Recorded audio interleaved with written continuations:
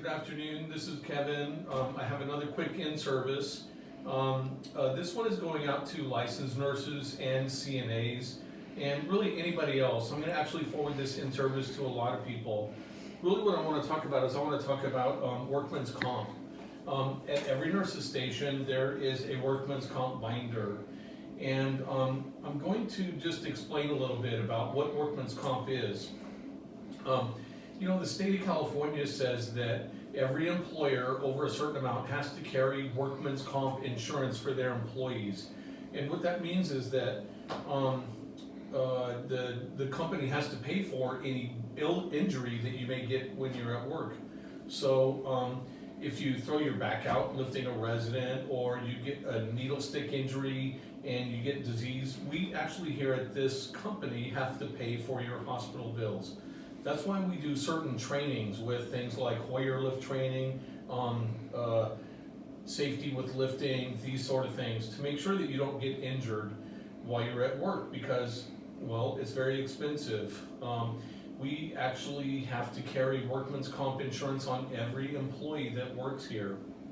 So, now, if you're hurt at work, we hope that you're not hurt at work, but if you're unfortunate and you got hurt at work, we actually have a workman's comp binder, and it's at every nurse's station. So first of all, if you could report it to your supervisor immediately, hey, I was hurt at work. And at that point, you actually have two choices. One, I need to see a doctor right away, or two, I got hurt, but I think I'm gonna be fine. It's really no big deal. But we do want you to fill out a report each time. Now, there's two reports. This is the workman's comp binder, and there are packets inside of there. And there's also an incident report. We need an incident report for every injury that happens at work. So inside of this binder, there are step-by-step instructions on how to do this. There's 4 steps in the process. In the back here, there are packets, blank forms. They are not really blank because they already have our company information printed on here, but the part that's highlighted is the part you need to fill out. This form here in front is actually the state of California form that the emergency room doctor needs to be able to bill directly to our workman's comp provider. If you don't have this and you go to a doctor with an injury, they're going to want to ring up their cash register for you. In other words, they want to see your insurance, and you may get a bill at home, but if you have this form, you won't.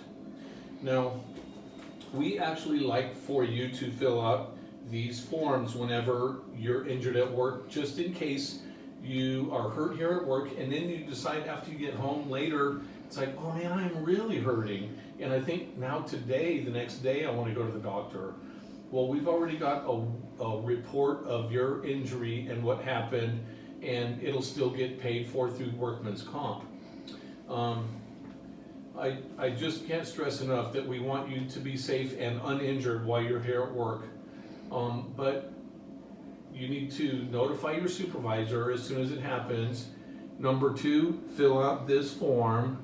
And number 3, either you or your supervisor need to fill out an incident report just telling me what happened. Anything where anyone gets injured, an employee gets injured, is an incident report and a workman's comp form. Now, inside of this little packet, they are all set up. This is the form that is left blank, and you need to bring that with you to the doctor. So this form goes to the doctor, this form goes to the doctor, and this is actually an employee's report of injury, and this is something that we have to, here at Country Crest, have to give to our workman's comp insurance provider.